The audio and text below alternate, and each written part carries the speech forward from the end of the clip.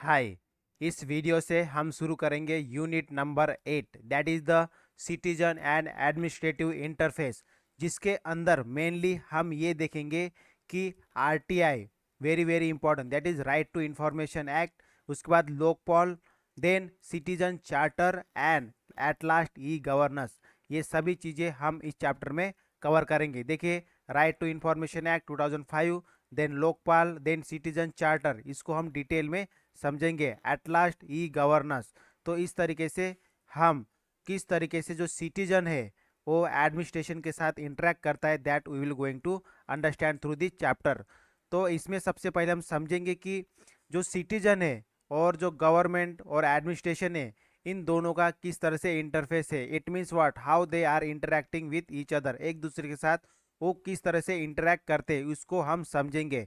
उसके बाद हम आरटीआई के साइलेंट फीचर्स को, उसके इम्पोर्टेंस को, सिग्निफिकेंस को हम जानेंगे। देन जो लोकपाल है उसके क्या स्ट्रेंथनेस है, क्या वीकनेसेस है, ये हम उसको समझेंगे। देन उसके बाद ई गवर्नेंस, उसके इम्पोर्टेंस क्या है, उसके एप्लीकेशंस क्या है, इसको सभी को हम डिस्कस करेंगे। So let now start with the discussion.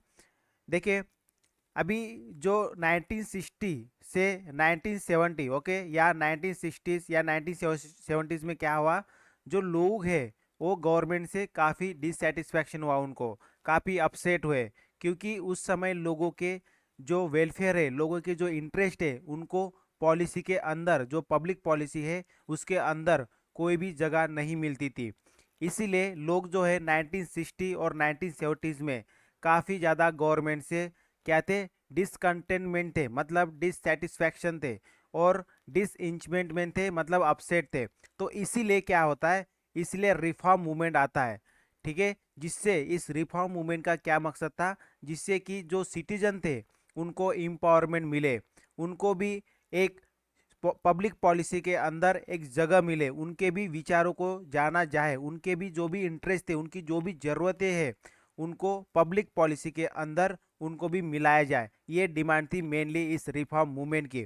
तो उसके बाद आता है इफेक्टिव स्टेट। इफेक्टिव स्टेट से क्या है, फिर इसके बाद जो भी लोगों की ज़रूरतें है, जो भी उनके इंटरेस्ट है, अभी जो सरकार है उसको अपने स्टेट की जो पब्लिक पॉलिसी होती थी उसमें उनको शामिल करना शुरू कर दे, and the state that is called the effective state.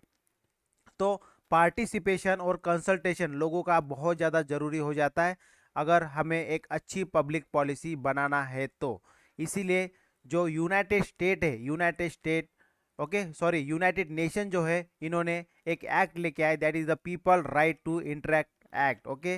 जिसमें जो आर्टिकल 21 है किसका, universal declaration of human right, इसके अंदर मेनली क्या क्या चीज़ें लेके आए। आर्टिकल 21 के थ्रू उन्होंने बोला कि लोग जो है, किसी भी देश की जो जनता है, सिटीजन्स है, उसका गवर्नमेंट के साथ इंटरेक्शन होना चाहिए, आइदर डायरेक्टली होना चाहिए या थ्रू रिप्रेजेंटेटिव होना चाहिए। ठीक है, ये इंटरेक्शन बहुत ज़रूरी है।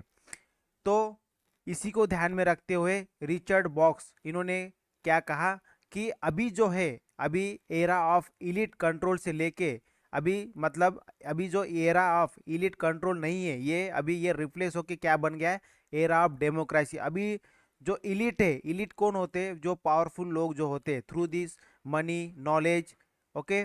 तो इस वेल्थ हो गया, उनसे जो इलीट जो लोग होते हैं मेनली, उनका अभी कंट्रोल नहीं होगा, अभी होगा जो भी अभी डेमोक्रेसी का होगा, मतलब अभी एरा ऑफ डेमोक्रेसी है, इट मीन्स वाज लोकतंत्र है, लोगों का सेशन है।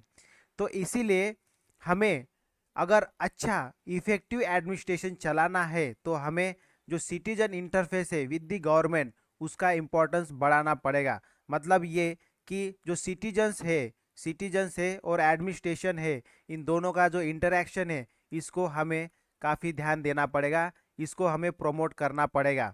तो प्रमोट करने के लिए इंडिया के अंदर गवर्नमेंट ने काफ़ी रूल रेगुलेशन, काफ़ी एक्ट लेके आए। जैसे कि करप्शन से डील करने के लिए लोकपाल एंड लोकायुक्त एक्ट लेके आए।